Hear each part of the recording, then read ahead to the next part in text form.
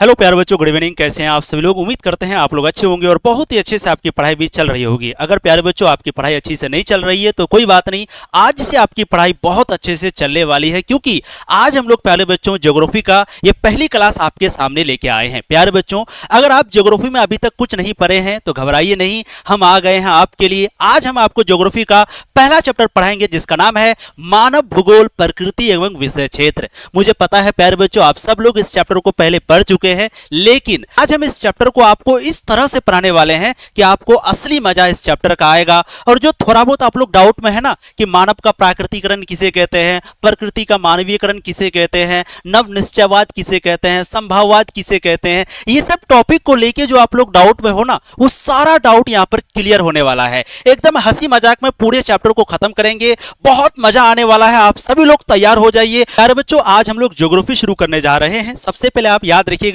Geography class 12th में अगर आप ज्योग्राफी लिए हैं तो यहां पर आपको टोटल 2 किताब पढ़ना पड़ेगा।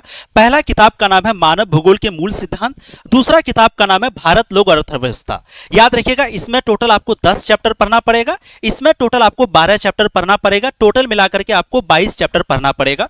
बहुत सारे बुक में एनसीईआरटी में कुछ चैप्टर को हटा दिया गया है, हम आपको 22 का 22 पढ़ाएंगे, जो आपका हटा दिया है वो आप मत पढ़ना, ठीक है। आज हम लोग मानव भूगोल के मूल सिद्धांत का पहला चैप्टर को पढ़ने वाले हैं जिसका नाम है मानव भूगोल, प्रकृति एवं विषय क्षेत्र। सबसे पहले हम लोग समझते हैं कि इसमें क्या पढ़ेंगे। तो हम लोग पढ़ेंगे मानव भूगोल के बारे में, मानव भूगोल के प्रकृति के बारे में और उनके विषय क्षेत्र के बारे में। याद रखिएगा, सबसे पहले हम लोग देखेंगे परिचय, यानी ज्योग्राफी क्या होता है, ज्योग्राफी का पिता किसे कहा जाता है, ज्योग्राफी का जनक किसे कहा जाता है। यहां से बहुत सारे ऑब्जेक्टिव यानी एमसीक्यू पूछे जाते हैं। फिर हम लोग देखेंगे मानव भूगोल की प्रकृति के बारे में, फिर मानव भूगोल की विचारधाराएं के बारे में पढ़ेंगे और लास्ट में पढ़ेंगे मानव भूगोल की परिभाषाएं, यानी अलग अलग विद्वानों ने मानव भूगोल के लेकर के क्या परिभाषा दिया, इस चीज को समझेंगे। तो आज मजा आने वाला है प्यारे बच्चों। आज हम लोग पढ़ने वाले हैं जियोग्राफी। ये जो जियोग्राफी शब्द है प्यारे बच्चों, ये आपका निकला है जियोग्राफिया से, जियोग्राफिया। तो प्यारे बच्चों, ये जो जियोग्राफिया शब्द है ये 2 शब्द से मिलकर बना है, एक है आपका जियो और एक है आपका ग्राफिया। अब आप पूछोगे सर जियो का मतलब क्या होता है, तो जियो का मतलब होता है पृथ्वी, पृथ्वी मतलब धरती, तो जियो का मतलब होता है पृथ्वी, और ग्राफिया का मतलब होता है वर्णन करना। ग्राफिया का मतलब क्या होता है प्यारे बच्चों, वर्णन करना। यानी कि हम लोग क्या समझे, ज्योग्राफी जो है ये आपका ज्योग्राफिया शब्द से आया है, और ज्योग्राफिया कैसा शब्द है, ग्रीक शब्द है। यानी कहने का मतलब होता है जैसे उर्दू भाषा होता है, हिंदी भाषा होता है, संस्कृत भाषा होता है, तो उसी तरह से ये जो ज्योग्राफिया शब्द है ये आपका ग्रीक भाषा से लिया गया है, ग्रीक शब्द है। और ज्योग्राफिया 2 शब्द से मिलकर बना है, एक है जियो, एक है ग्राफिया।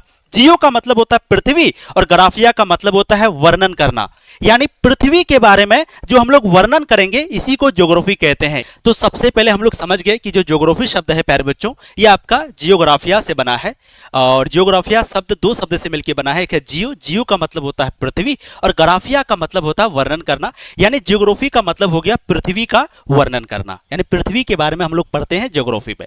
याद रखिएगा, ये जो भूगोल शब्द है ना, भूगोल, इसका सबसे पहले प्रयोग कौन किया था, इरेटोस्थनीज ने किया था। इरेटोस्थनीज जो कि यूनान का रहने वाला था। तो क्वेश्चन पूछा जाता है कि भूगोल शब्द का सर्वप्रथम प्रयोग किसने किया, सबसे पहले भूगोल शब्द का इस्तेमाल किसने किया, उसका नाम था इरेटोस्थनीज। और इरेटोस्थनीज कहां का रहने वाला था, यूनान का रहने वाला था। लेकिन अगर आपको पूछे भूगोल का जनक यानी फादर ऑफ ज्योग्राफी किसे कहते हैं, तो याद रखिएगा फादर ऑफ ज्योग्राफी इरेटोस्थनीज नहीं बल्कि हिकेटियस हो जाएगा। तो यहां पर बच्चे कंफ्यूज हो जाते हैं, इसलिए हमने दोनों लिख दिया है ना। पूछेगा भूगोल शब्द का सबसे पहले इस्तेमाल किसने किया, इरेटोस्थनीज ने, इसी ने सबसे पहले उपयोग किया भूगोल शब्द का। लेकिन भूगोल का जनक यानी फादर ऑफ ज्योग्राफी किसे कहते हैं, हिकेटियस को। जैसे हिस्ट्री का पिता कहते हैं हेरोडोटस को, उसी तरह से भूगोल का पिता कहा जाता है हिकेटियस को। तो हिकेटियस को कहा जाता है भूगोल का जनक और हेरोडोटस को कहा जाता है इतिहास का पिता। तो भूगोल का पिता हिकेटियस, हाउ से हेरोडोटस। याद रखिएगा दोनों नाम। तो हेरोडोटस को इतिहास का पिता कहते हैं, हिकेटियस को भूगोल का जनक कहते हैं। और आधुनिक मानव भूगोल का जनक किसे कहा जाता है, फ्रेडरिक जेल को। याद रखिएगा हिकेटियस ने कौन सी किताब लिखा, जस्ट पीरियड्स। तो अगर आपसे क्वेश्चन पूछे कि ये जो जस्ट पीरियड्स है प्यारे बच्चों, ये किताब किसकी है, हिकेटियस की है। और जस्ट पीरियड्स में हम लोग क्या पढ़ते हैं, पृथ्वी का वर्णन किया है उसने, यानी पृथ्वी के बारे में बहुत अच्छे से उन्होंने बताया है। अपने किताब में। कौन सी किताब में? जसप्रिडियस ने। तो याद रखिएगा, हेकेटियस जो है ना, उन्होंने एक किताब लिखा है जसप्रिडियस, और इस किताब में उन्होंने पृथ्वी के बारे में बहुत ही अच्छे तरीके से समझाया है। समझ गए? अब आगे बात करते हैं भूगोल क्या होता है। प्यारे बच्चों, आप लोग सोशल साइंस 10th क्लास में पढ़े होंगे। सोशल साइंस यानी जिसको हम लोग कहते हैं सामाजिक विज्ञान। सामाजिक विज्ञान में 4 किताब को पढ़ते हैं। एक है आपका हिस्ट्री, ठीक है, एक है आपका ज्योग्राफी, एक है आपका पॉलिटिकल, एक है आपका इकोनॉमिक्स। तो ये आपको पता है ना, हम लोग जब 10th क्लास में थे तो उस समय सामाजिक विज्ञान पढ़ते थे, और सामाजिक विज्ञान में टोटल 4 किताब पढ़ते थे, हिस्ट्री, ज्योग्राफी, पॉलिटी, इकोनॉमिक्स।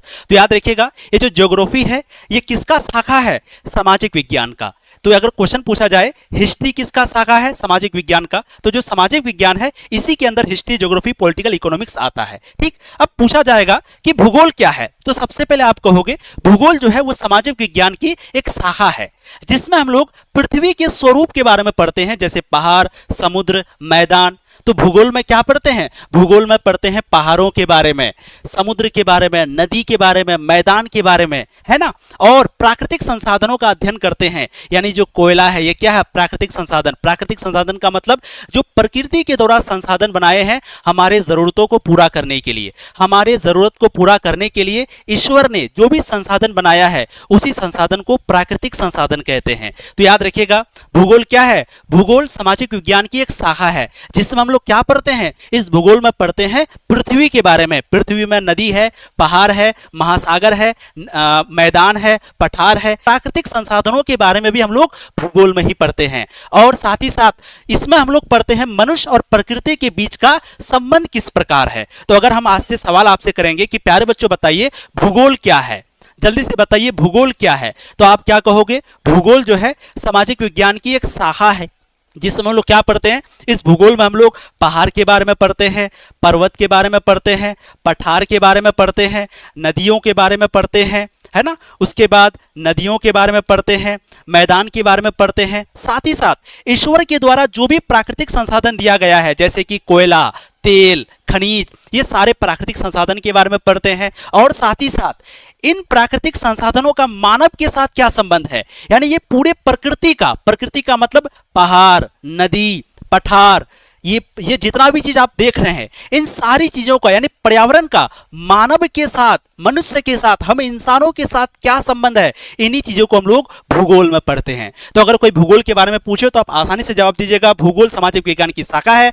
जिसमें पृथ्वी के स्वरूप जैसे कि पहाड़, समुद्र, मैदान, नदी और प्राकृतिक संसाधनों का अध्ययन किया जाता है। इसके साथ ही हम लोग देखते हैं मनुष्य और प्रकृति के बीच का संबंध किस प्रकार है। अब देखिए, भूगोल वह अध्ययन है जिसमें हम पृथ्वी और मनुष्य के आपसी संबंधों को समझते हैं। यानी कहने का मतलब पूरी पृथ्वी, ये पूरा जमीन, ये पूरा धरती और हम इंसान, हम लोगों के बीच और पृथ्वी के बीच क्या संबंध है, इसी को पढ़ते हैं। आप कहोगे सर संबंध कैसे हो सकता है? अरे बेवकूफ, हम लोग जो अनाज उगाते हैं, हम लोग जो पानी पीते हैं, हम लोग जो पहाड़ को काट करके सड़क बनाते हैं, तो ये सभी का संबंध तो इंसान से ही है ना। तो हम लोग भूगोल में बेसिकली पढ़ते हैं मनुष्य और प्रकृति के बीच का संबंध को। समझ गए आप? चलिए प्यारे बच्चों, अब आगे हम लोग देखते हैं भूगोल की विशेषताएं के बारे में, यानी भूगोल की खूबियां। भूगोल के मुख्य रूप से 2 शाखा होते हैं। एक होता है प्यारे बच्चों आपका मानव भूगोल, ठीक है, और एक आपका होता है भौतिक भूगोल। इन दोनों का मतलब समझते हैं? बहुत आसान है, याद रखिए बहुत आसान है। अगर आपसे पूछे मानव भूगोल क्या है, तो मानव भूगोल जिसमें हम लोग मानव के बारे में पढ़ते हैं, मानव के बारे में पढ़ते हैं, यानी मानव के द्वारा बनाई गई चीजों के बारे में पढ़ते हैं। जैसे मानव ने क्या बनाया? मानव ने सड़क बनाया, गांव बनाया, शहर बनाया। बताइए ये गांव किसने बनाया? अरे भाई, लोगों ने बच्चा पैदा किया, फिर उनका बच्चा हुआ, फिर उनका बच्चा हुआ, फिर एक गांव बना, फिर एक शहर बना, फिर एक देश बना। तो हम लोग जो देश के बारे में पढ़ते हैं, गांव के बारे में पढ़ते हैं, शहर के बारे में पढ़ते हैं, ये सभी चीजें आपका मानव भूगोल के अंतर्गत आता है। ठीक है। अब भौतिक भूगोल क्या है? भौतिक भूगोल में हम लोग प्रकृति के बारे में पढ़ते हैं। प्रकृति का मतलब प्रकृति ने जो हम लोगों के लिए बनाया है। जैसे प्रकृति ने क्या बनाया?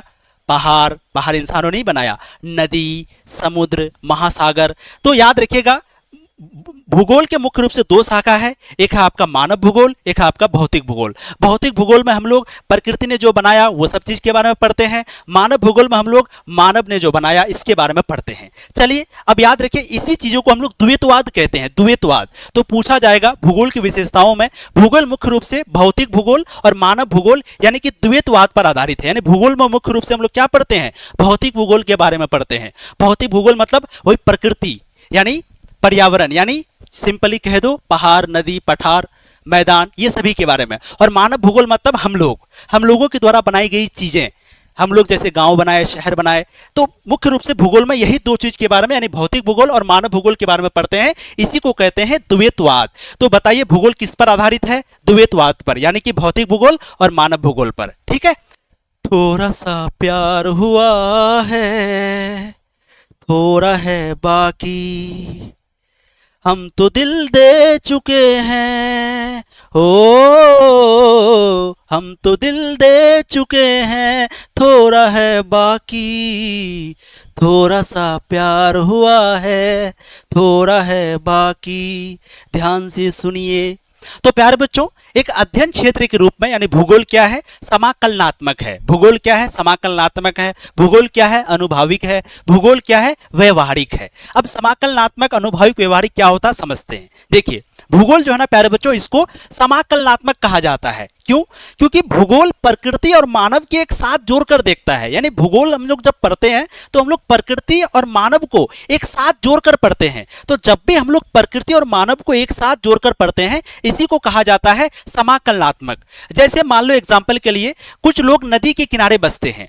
अब बताइएगा आप लोग नदी के किनारे क्यों है, आप लोग राजस्थान में, रेगिस्तान में क्यों नहीं है? तो लोग नदी के किनारे में इसलिए रहते हैं क्योंकि नदी के बगल में नदी का बगल का जो जमीन है वो काफी उपजाऊ होता है, उन जमीनों पर फसल बहुत ज्यादा होता है। लोग नदी के किनारे क्यों रहते हैं? क्योंकि वहाँ पर फसल बहुत ज़्यादा होता है, फसलों को पानी आसानी से मिल जाता है, नदी से पानी मिल जाता है, इसलिए लोग नदी के किनारे रहते हैं। तो इसका मतलब हम लोग जो भूगोल में मानव और प्रकृति को एक साथ जोड़कर पढ़ते हैं, तो ये प्यारे बच्चों कहलाता है समाकलनात्मक। तो पूछा जाएगा भूगोल क्या है, समाकलनात्मक है। मतलब हम लोग यहाँ पर प्रकृति और मानव को एक साथ जोड़कर देखते हैं। जैसे नदियों के किनारे शहर बनता है क्योंकि वहां पानी और उपजाऊ जमीन होती है। समझ गए? अब भूगोल क्या है, अनुभव आधारित है। अनुभव आधारित का मतलब होता है कि जो चीजें हम देखते हैं उसे माप सकते हैं। जैसे आज बारिश हो रही है, बारिश कितनी हुई, बारिश का तापमान कितना है, ये सब माप कर हम लोग भूगोल में पढ़ते हैं। तो हम लोग बोलते हैं ना कि आज बारिश, इतना ज्यादा बारिश हुआ, 22 सेंटीमीटर बारिश हुआ, आज का तापमान 43 डिग्री है, आज बहुत गर्मी है, 50 डिग्री धूप पड़ रहा है, आज का टेम्परेचर बहुत ज्यादा है। तो हम लोग क्या कर रहे हैं, हम लोग माप रहे हैं प्रकृति को, कितना गर्मी है, कितनी बारिश हुई, कितना ठंडा है, ये सब चीज हम लोग मापते हैं। तो ये सब चीज जो हम लोग मापते हैं, ये सब चीज किस में मापते हैं, भूगोल में। ये सब चीज के बारे में जैसे बताइए, हम लोग को कैसे पता चला कि भूगोल कितनी बारिश हुई है, हम लोग को कैसे पता चला कितनी गर्मी है, ये सब कुछ कहाँ पढ़ते हैं, तो भूगोल में। इसलिए भूगोल को अनुभव आधारित कहा गया। अनुभव का मतलब होता है कि जो हम लोग अनुभव करते हैं, पहले हम लोग एक्सपीरियंस करते हैं, भाई कितनी बारिश हुई, पहले अनुभव किए, फिर हम लोग पता लगाए। तो भूगोल क्या है, अनुभव आधारित है। फिर भूगोल क्या, व्यवहारिक है। व्यवहारिक का मतलब होता है कि भूगोल का उपयोग रोजमर्रा की जिंदगी में होता है। जैसे आज मौसम खराब है तो किसान क्या करेगा, खेती करने के मतलब मान लो बहुत ज्यादा बारिश हो रही है तो किसान क्या करेगा, ज्यादा से ज्यादा अनाज लगाएगा, है ना, ज्यादा से ज्यादा खेती करने का सोचेगा। मान लो एक एग्जाम्पल ऐसे कहा भी जाता है कि जब बारिश बहुत ज़्यादा होती है तो लोग ज़्यादा खेती करते हैं, बारिश नहीं होती लोग खेती नहीं करते। क्यों? क्योंकि फ़ायदा नहीं होता। तो इसका मतलब हम लोग मौसम को देख करके तब खेती करते हैं। तो हम लोग जो मौसम को देख के खेती करते हैं, इसी को व्यवहारिक कहते हैं। तो भूगोल का उपयोग रोजमर्रा की जिंदगी में होता है। तो पूछा जाएगा भूगोल क्या है, भूगोल समाकलनात्मक है। मतलब क्या हो गया कि हम लोग प्रकृति और मानव को एक साथ जोड़कर पढ़ते हैं। जैसे मनुष्य जो है वो नदी के किनारे रहना पसंद करता है। क्यों? क्योंकि वहां पर पानी मिल जाता है, वहां पर उपजाऊ जमीन मिलता है, फसल बहुत ज्यादा होता है। इसका मतलब मनुष्य और प्रकृति, इन दोनों को जोड़कर पढ़ते हैं, इसी को समाकलनात्मक कहते हैं। भूगोल अनुभाविक है। अनुभाविक का मतलब क्या होता है कि जो हम चीजें देखते हैं उसको माप सकते हैं, जैसे बारिश कितनी हुई, जैसे आज का टेम्परेचर कितना है, तो भूगोल क्या है, अनुभाविक है। भूगोल क्या, व्यवहारिक है। व्यवहारिक का मतलब हम लोग एक तरह से अनुमान लगाते हैं, मौसम के अनुसार हम लोग बदलते हैं। आज बारिश हुई बहुत ज्यादा, हम लोग उसके अनुसार घर में रह गए। बारिश नहीं हुई, हम लोग बाहर निकल गए, है ना। बारिश बहुत ज्यादा हुई इसलिए लोग खेती किया, तो इसका मतलब भूगोल क्या है, व्यवहारिक है। तो ये 3 ऑब्जेक्टिव पूछा जाता है, याद रखिएगा। तो भूगोल की मुख्य रूप से 2 शाखाएं होती है। एक होता है भौतिक भूगोल जिसको कहते हैं फिजिकल ज्योग्राफी, एक होता है मानव भूगोल जिसको कहते हैं ह्यूमन ज्योग्राफी। अब क्या होता है भौतिक भूगोल, देखिए भौतिक भूगोल में हम लोग धरती की वो चीजें पढ़ते हैं जो प्रकृति ने बनाई है। जैसे पहाड़ किसने बनाई है, ईश्वर ने, प्रकृति ने। जैसे नदी, जैसे मिट्टी, मिट्टी किसने, हमने बनाया, इंसान ने नहीं। जंगल हमने बनाया, अरे नहीं। मौसम, ये जो गर्मी ठंडा होता है ये किसने बनाया, मौसम सुहाना है, ये किसने बनाया। हवा पानी ये सब किसने बनाया, ईश्वर ने बनाया, यानी प्रकृति ने बनाया। तो जो चीजें प्रकृति ने बनाया वो सभी चीजें आपका भौतिक भूगोल में आता है। सिंपल है ना, यानी सीधी बात।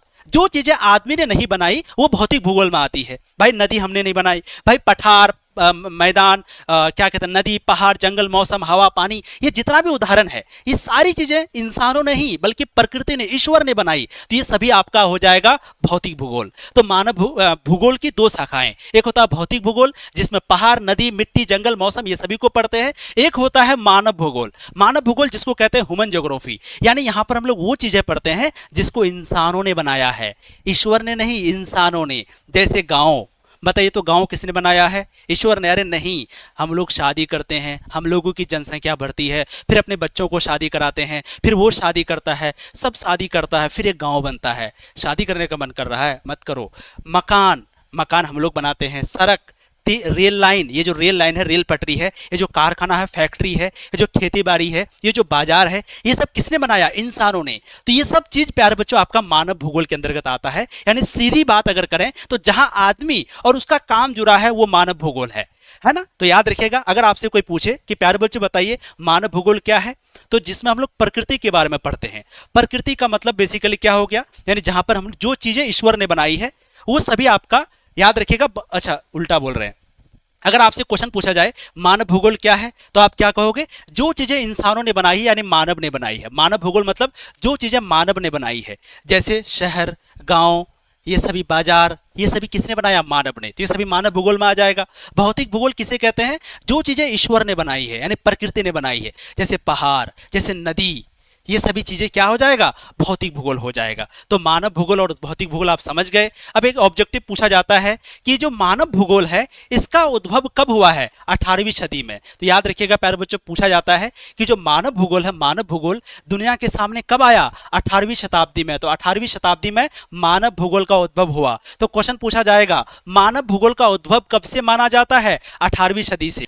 मौसम बड़ा सुहाना है जीने का आना है। ये कोई गाना है ना जो मुझे याद नहीं आ रहा है। चलिए अब प्यारे बच्चों कुछ ऑब्जेक्टिव क्वेश्चन पूछे जाते हैं। सबसे पहले पूछा जाएगा ये जो आधुनिक मानव भूगोल के जन्मदाता है वो कौन है, फ्रेडरिक रेडजेल। क्या नाम है, फ्रेडरिक रेडजेल। अगर वही पूछा जाएगा भूगोल का पिता किसे कहते हैं, भूगोल का जनक, तो भूगोल का जनक है हिकेटियस। इतिहास का पिता हेरोडोटस, भूगोल का पिता हिकेटियस। लेकिन आधुनिक मानव भूगोल का पिता किसे कहते हैं, तो आधुनिक मानव भूगोल का जो जनक है, जन्मदाता है, वो कहते हैं फ्रेडरिक रेडजेल को। और ये जो फ्रेडरिक रेडजेल है ये एक जर्मन था, जर्मन भूगोलवेत्ता था। भूगोलवेत्ता का मतलब जो पृथ्वी के बारे में पढ़ता है। बेसिकली भूगोलवेत्ता किसे कहते हैं, भूगोलवेत्ता कहते हैं जो पृथ्वी के बारे में पढ़ता है, पहाड़, नदी, ये सब चीज के बारे में जो पढ़ता है वो कहलाएगा भूगोलवेत्ता। जैसे कल आप मान लो भूगोलवेत्ता बन गए, आप भी पहाड़, नदी ये सब के बारे में पढ़ने लगे, आप भूगोलवेत्ता कहलाओगे। समझ गए। तो आधुनिक मानव भूगोल के जन्मदाता है फ्रेडरिक रेडजेल, जो कि एक जर्मन थे। ये एक जर्मनी का आदमी था जिसने सबसे पहले समझाया कि धरती का हाल देखकर ही इंसान अपनी जिंदगी ढालता है। यानी कि यही फ्रेडरिक रेडजेल है जिन्होंने बताया कि धरती को देख करके ही इंसान अपनी जिंदगी को बदलता है। अभी समझाएंगे कैसे। मतलब जहां पानी है, उपजाऊ जमीन है, वहां लोग गांव शहर बसाते हैं। समझ में आया? तो सबसे पहले किसने बताया? याद रखिएगा प्यारे बच्चों, ये जो फ्रेडरिक रेडजेल है ना, इन्होंने ही सबसे पहले बताया कि जो इंसान है वो धरती के अनुसार अपने आप को बदल लेता है। जैसे कहीं पे पानी है तो लोग वहीं पे जाएगा, अगर मान लो कहीं पे पानी नहीं है तो लोग वहां नहीं जाएगा। इसका मतलब धरती के अनुसार लोग चलता है। जहां पर पानी वहां जाएंगे, जहां बाढ़ आएगा वहां नहीं जाएंगे। तो इसका मतलब धरती जैसे चाहे वैसे लोगों को नचा सकता है। ये बात कहा था फ्रेडरिक रेडजेल ने। ये जो रेडजेल है ना, ये पर्यावरणीय निश्चयवाद के समर्थक थे। आप कहोगे सर ये पर्यावरणीय निश्चयवाद क्या है? वैसे तो इसके बारे में आगे बताएंगे, लेकिन कुछ समझ लीजिए। देखो, इंसान की किस्मत धरती तय करती है। इंसान की किस्मत कौन तय करती है? धरती। यानी इंसान को धरती नचाता है। धरती जो चाहता है इंसान वही करता है। जैसे मान लो बाढ़ पानी कहां पर आता है? बताइए, बाढ़ कहां पर आता है? धरती पर आता है। तो बताइए, अगर बाढ़ आ जाएगा तो क्या आप वहां पर रहोगे? क्या आप वहां पर रहोगे? नहीं, वहां से भाग जाओगे। इसका मतलब धरती ने क्या किया? आपको भगा दिया। धरती ने आपको भगाया। याद रखिए, इसी को कहते हैं निश्चयवाद। इसी विचारधारा को निश्चयवाद कहते हैं। जैसे मान लो यहां पर बहुत सुखाड़ है, यहां पर बहुत गर्मी है प्यारे बच्चों, यहां पर बिल्कुल भी पानी नहीं है। कहां पर? रेगिस्तान में। रेगिस्तान में बिल्कुल भी पानी नहीं है, तो क्या आप वहां खेती कर पाओगे? नहीं। इसका मतलब धरती ने क्या किया? आपको वहां से भगा दिया। कहा कि लो करो खेती, हम पानी ही नहीं देंगे। समझ गए? तो धरती इंसानों को नचाता है। पर्यावरणीय निश्चयवाद का मतलब होता है बेसिकली कि इंसान की जो किस्मत है ना, वो धरती तय करती है। आप खेती करोगे या नहीं करोगे, ये धरती डिसाइड करेगा। आप उस जगह पे रहोगे या नहीं, ये धरती डिसाइड करेगा। आप कहोगे नहीं हम यहीं रहेंगे, भूकंप आ जाएगा, जमीन फट जाएगा, बताओ कैसे रहोगे? तो आप रहोगे या नहीं रहोगे, ये धरती तय करेगा। तो इंसान की किस्मत धरती तय करती है, जमीन तय करती है। ये बात रेडजेल साहब कहता था। यानी पहाड़ है तो खेती करना मुश्किल है, मैदान है तो खेती अच्छी होगी। मतलब धरती जैसा है आदमी का जीवन वैसा ही बनेगा। इसी विचारधारा को पर्यावरणीय निश्चयवाद कहते हैं। तो अगर आपसे कोई पूछे पर्यावरणीय निश्चयवाद क्या है, तो आप कहोगे कि पर्यावरणीय निश्चयवाद एक विचारधारा है जिसका मतलब होता है कि धरती जैसे चाहे वैसे इंसान को नचाता है। धरती चाहेगा यहां पर पूरा सूखा है तो क्या आप खेती करोगे? नहीं। मतलब धरती चाहा कि आप यहां खेती मत करो तो खेती नहीं होगी। धरती एक जगह पानी दे देगा, नदी के किनारे आप जाओगे वहां खेती करोगे, तो धरती ने वहां पर पानी दिया इसलिए आप खेती करते हो। तो इसका मतलब हुआ कि इंसानों को धरती नचाता है। तो इसी विचारधारा को हम लोग कहते हैं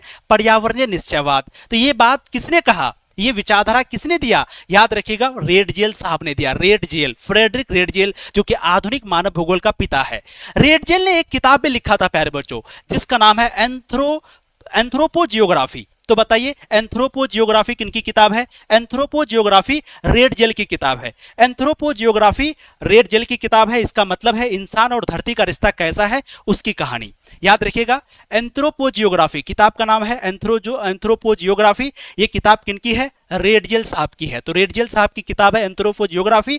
इसका मतलब होता है कि धरती और इंसान यानी मानव और प्रकृति का रिश्ता कैसा है, इसी चीज को हम लोग एंथ्रोपोजियोग्राफी में पढ़ते हैं। और ये जो किताब है वो रेडजेल साहब की है, जो कि आधुनिक मानव भूगोल के पिता है। याद रखिएगा, फ्रेडरिक रेडजेल का एक शिष्या थी जिनका नाम था कुमारी एलन सेम्पल। तो कुमारी एलन सेम्पल जो कि एक लड़की थी, और कुमारी एलन सेम्पल किनकी शिष्य थी, किनकी स्टूडेंट थी? फ्रेडरिक रेडजेल की। तो कुमारी एलन सेम्पल किनकी स्टूडेंट थी? फ्रेडरिक रेडजेल की। अगला टॉपिक है मानव भूगोल की प्रकृति। मानव भूगोल की मुख्य रूप से दो प्रकृति है, एक है मानव का प्राकृतिकरण और एक है प्रकृति का मानवीयकरण। इन दोनों का मतलब समझिए। देखो, मानव का प्राकृतिकरण बोलते हैं ना, मानव का प्राकृतिकरण हो गया, मानव का विनाश हो गया, मानव बर्बाद हो गया। मानव मतलब इंसान, इंसान का क्या हो गया? प्राकृतिकरण हो गया। मतलब क्या? यानी इंसान को बदल दिया किसी ने, यानी मानव का प्राकृतिकरण हो गया। इसको समझते हैं क्या होता है मानव का प्राकृतिकरण। देखिए, जब आदमी के पास कोई मशीन नहीं था, जब आदमी के पास कोई टेक्नोलॉजी नहीं था, कोई साधन नहीं था, वो पूरी तरह धरती और प्रकृति के हिसाब से जीता था।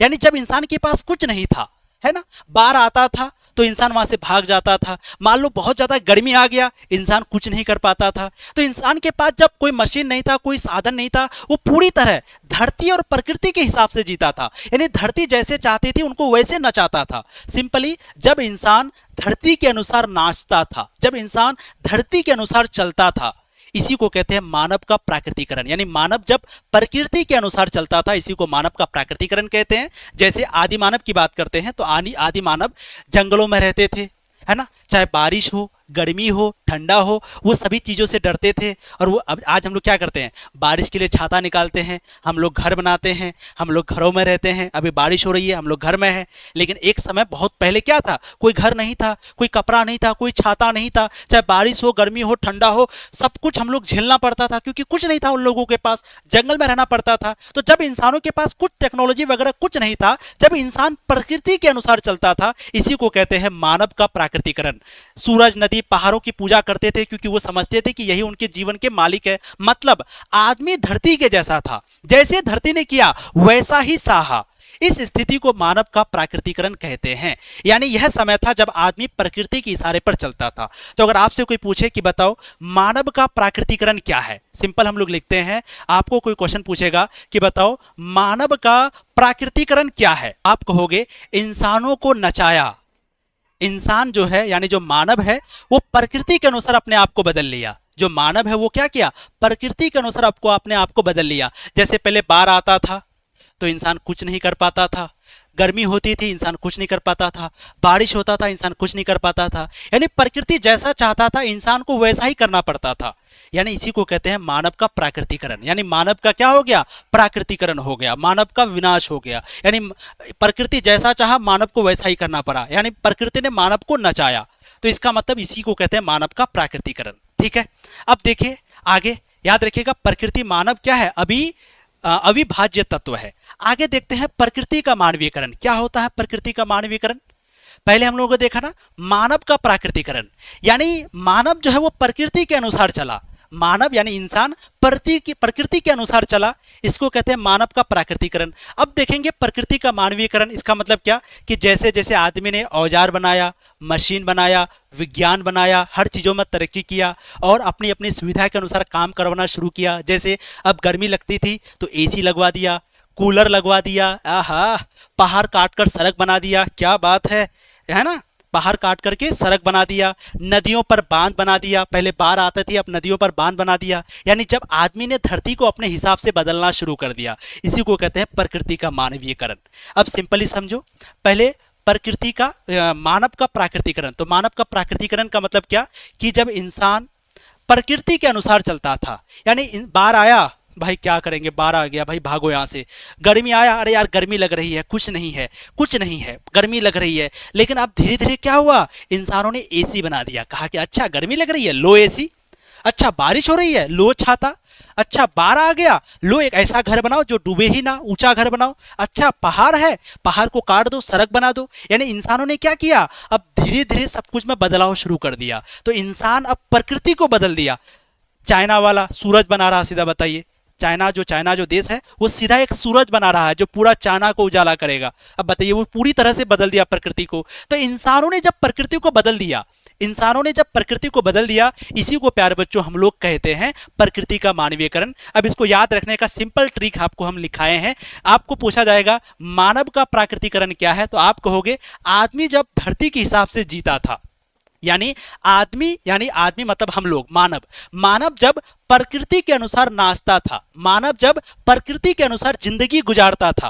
प्रकृति बाढ़ आता था, हम लोग डूब जाते थे, गर्मी आता था, गर्मी सहते थे, हवा लगता था, मजा आता था, धूप लगता था, छाता नहीं था, कुछ नहीं था। जब इंसानों के पास कुछ नहीं था, वो प्रकृति के अनुसार चलता था। इसको कहते हैं मानव का प्राकृतिकरण। प्राकृतिकरण का मतलब प्रकृति के अनुसार चलना। और फिर धीरे धीरे क्या हुआ, आदमी के पास बहुत सारी चीजें आने लगी, हथियार, तरह तरह के मशीन, ये सब चीज आने लगा। और फिर कहा कि बाढ़ आ गया, ऐसा घर बनाओ ऊंचा करके। अच्छा गर्मी लग रहा है, एसी लगाओ, कूलर लगाओ।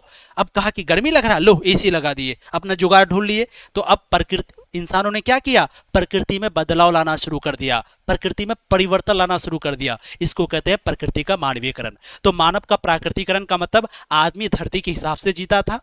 प्रकृति का मानवीयकरण मतलब आदमी ने धरती को अपने हिसाब से बदल दिया।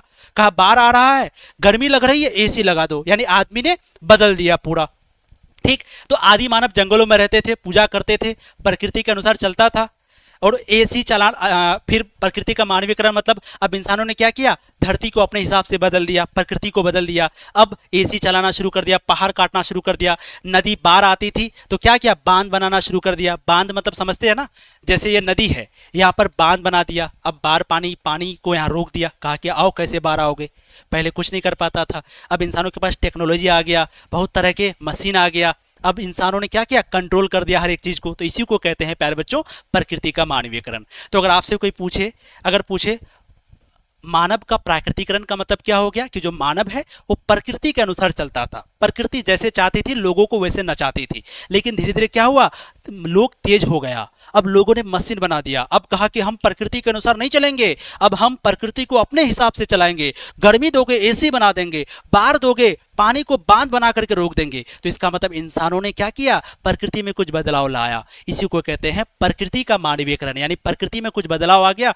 इसी को प्रकृति का मानवीकरण कहते हैं। वीवीआई लगा दीजिए कि लोग और पर्यावरण के बीच पारस्परिक क्रिया का सर्वाधिक यानी सबसे ज्यादा महत्वपूर्ण कारक क्या है, वो है प्रौद्योगिकी यानी टेक्नोलॉजी। तो टेक्नोलॉजी जो है वो लोग और पर्यावरण के बीच में पारस्परिक क्रिया का सबसे ज्यादा महत्वपूर्ण कारक है। और प्रौद्योगिकी यानी जो टेक्नोलॉजी है वो मनुष्य पर पर्यावरण की बंदिशों को कम करता है, यानी टेक्नोलॉजी की वजह से ही मनुष्य पर जो बंदिश लगा हुआ है वो कम हुआ है। यानी पहले क्या था, गर्मी लगता था, कुछ नहीं था, लेकिन टेक्नोलॉजी आने की वजह से क्या हुआ, अब हम लोग एसी लगा दिए। तो एसी क्या है, टेक्नोलॉजी है।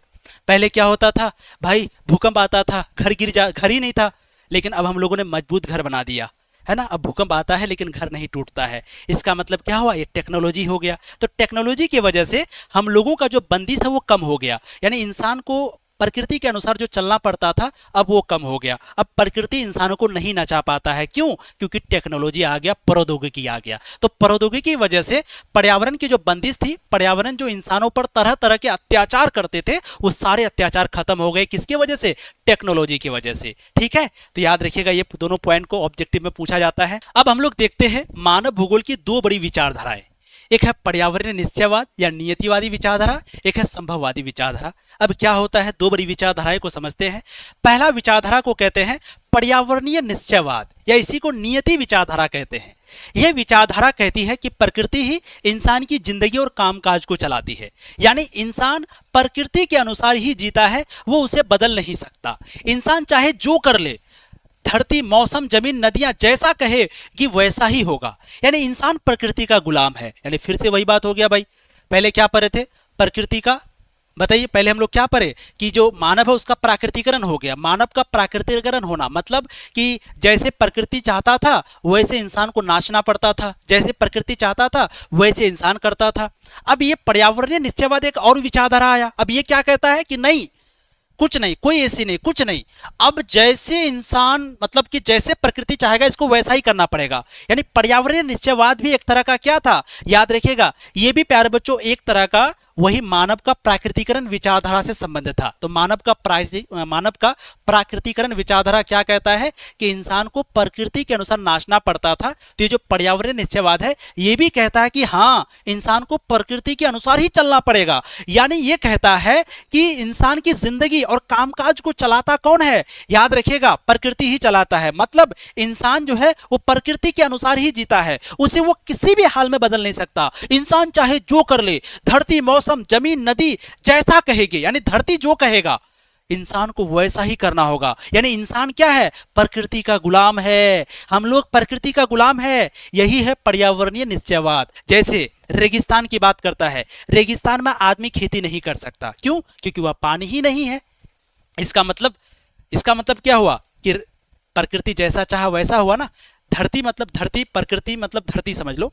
प्रकृति में क्या क्या आता, धरती हो गया, पहाड़ हो गया, नदी हो गया, ये सभी प्रकृति में आता है। ठीक है, तो आप बताओ प्रकृति ने क्या किया, वहां पर पानी ही नहीं दिया, ईश्वर ने रेगिस्तान में पानी ही नहीं दिया। अब बताओ लोग वहां खेती कैसे करेगा। तो इसका मतलब इंसान चाहे जितना कर ले, लोग वहां पर खेती ही नहीं कर सकता। मतलब हम लोग प्रकृति का गुलाम है यार। प्रकृति अगर चाहेगा तो खेती करेंगे, नहीं चाहेगा तो नहीं करेंगे। और ये बात किसने कहा, फ्रेडरिक रेडजेल ने कहा। इसको समर्थन किसने दिया, एलन सी सैंपल ने। एलन सी सैंपल कौन थी, एक लड़की थी, फ्रेडरिक रेडजेल का स्टूडेंट थी वो।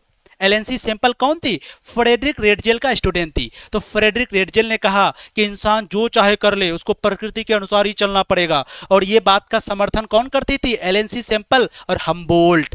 ठीक, अब ये विचारधारा मानव के प्राकृतिकरण से जुड़ा है।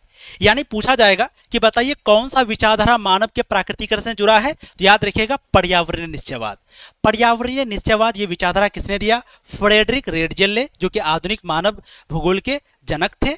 और पर्यावरण निश्चयवाद का मतलब क्या होता है कि इंसान चाहे जो कर ले लेकिन वो प्रकृति का गुलाम है, उसको प्रकृति के अनुसार ही चलना पड़ेगा। और जो प्रकृति ये जो है प्यारे बच्चों पर्यावरणीय निश्चयवाद, ये किससे जुड़ा हुआ है? याद रखिएगा मानव के प्राकृतिकरण से। और ये जो मानव का प्राकृतिकरण है ये भी तो वही कहता था ना कि इंसान को प्रकृति के अनुसार चलना पड़ेगा।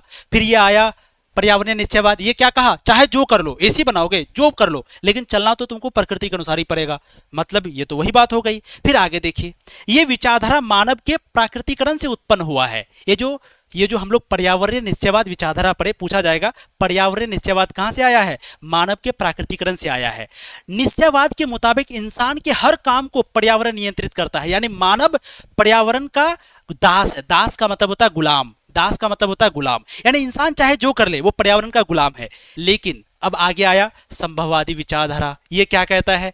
ये कहता है कि इंसान अपने दिमाग, मेहनत और मशीनों की मदद से, यानी टेक्नोलॉजी प्रौद्योगिकी की मदद से प्रकृति को अपने काम के हिसाब से बदल सकता है। मतलब धरती ने जो संसाधन दिया है, इंसान अपने लिए उन्हें काम में बना सकता है। इंसान प्रकृति का मालिक बन सकता है। पर्यावरणीय निश्चयवाद क्या कहा कि इंसान चाहे जो कर ले वो प्रकृति का गुलाम है, प्रकृति के अनुसार इसको चलना पड़ेगा। लेकिन फिर एक विचारधारा आया, वो है संभववादी विचारधारा। ये क्या कहता है कि नहीं नहीं नहीं नहीं नहीं, इंसान अगर चाहे अपना मेहनत से, दिमाग से, मशीन से, टेक्नोलॉजी से वो क्या कर सकता है? प्रकृति को बदल सकता है, वो प्रकृति का मालिक बन सकता है। जैसे उन्होंने क्या कहा कि रेगिस्तान में पानी नहीं है तो खेती कैसे होगा? लेकिन संभववादी विचारधारा ने क्या कहा कि इंसान चाहे तो नहर बना सकता है, नहर के द्वारा पानी ला सकता है, या बहुत सारी मशीन बना सकता है, बहुत सारी चीजें कर सकता है, वो करके खेती कर सकता है, पॉसिबल है।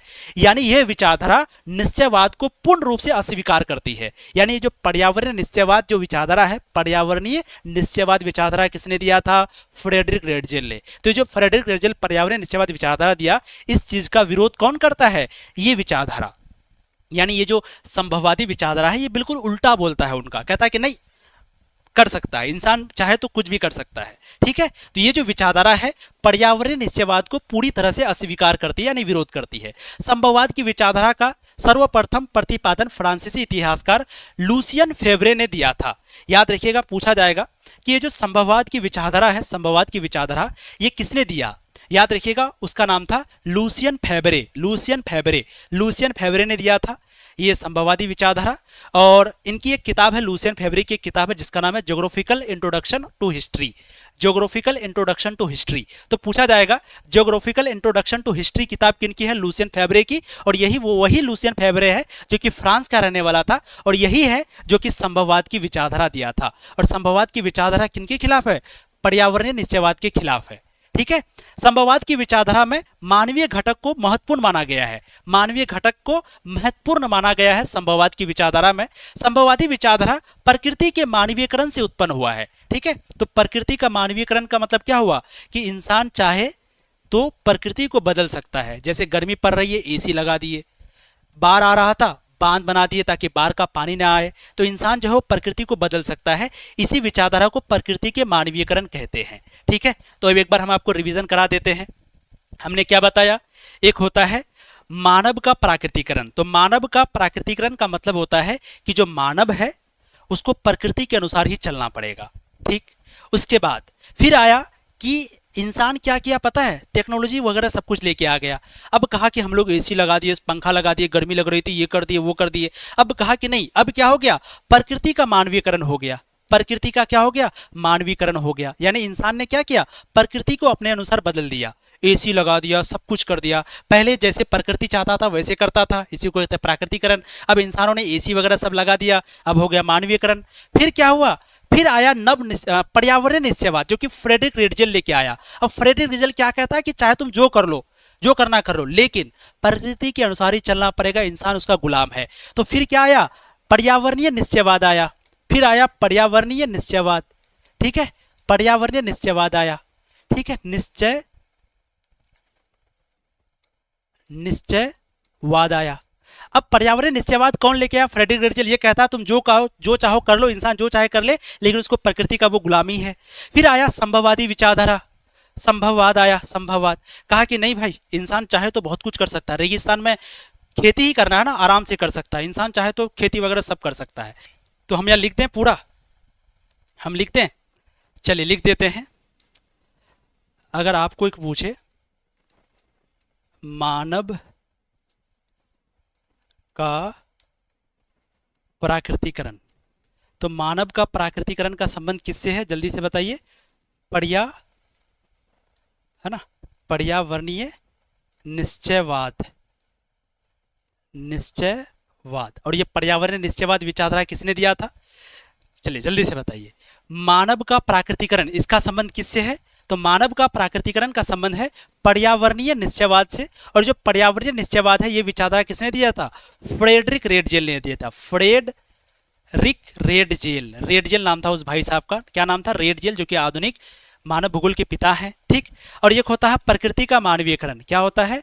प्रकृति का मानवीयकरण। तो पूछा जाएगा कि जो प्रकृति का मानवीयकरण है, प्रकृति का मानवीयकरण, इसका संबंध किससे है? तो प्रकृति का मानवीयकरण का संबंध है संभववाद से। किससे है? संभववाद से, ठीक है, याद रखिएगा, संभववाद से। ये दोनों ऑब्जेक्टिव प्यारे बच्चों क्लियर कर लीजिएगा, पूछा जाता है। अब याद रखिएगा, ये जो संभववाद की विचारधारा है, ये किसने दिया था? लुईस फेब्रे ने, जो कि क्या थे? एक फ्रांस के रहने वाले थे। और लुईस फेब्रे ने किताब लिखा जियोग्राफिकल इंट्रोडक्शन टू हिस्ट्री 1925 में, ठीक। और संभववाद की विचारधारा में मानवीय घटक को महत्वपूर्ण माना जाता है। बताइए, संभववाद की विचारधारा में किसको महत्वपूर्ण माना जाता है? मानवीय घटक को। और संभववाद की विचारधारा प्रकृति के मानवीयकरण से उत्पन्न हुआ है। यानी ये जो संभववाद की विचारधारा है, संभववाद, ये कहां से आया है? प्रकृति के मानवीयकरण से आया है। और जो पर्यावरणीय निश्चयवाद है, ये कहां से आया है? मानव का प्राकृतिकरण से आया है। आपको समझ में आ जाएगा जब आप दोबारा से देखिएगा। अब अगला देखिए, दोनों लड़ रहा था आपस में, दोनों लड़ रहा था ना। ये कह रहा था मानव का प्राकृतिकरण, वो कह रहा था प्रकृति का मानवीयकरण। ये कह रहा था पर्यावरणीय निश्चयवाद, वो कह रहा था संभववाद। दोनों लड़ रहा था। ये कह रहा था प्रकृति मालिक है, ये कह रहा था इंसान बदल सकता है। अगला जो विचारधारा है, इसको कहते हैं नव निश्चयवाद। नव निश्चयवाद का मतलब होता है रुको और जाओ। पहले निश्चयवाद था, जिसका मतलब होता है कि प्रकृति का गुलाम है इंसान। फिर आया संभववाद, ये कहता है कि नहीं, मनुष्य जो है प्रकृति को बदल सकता है।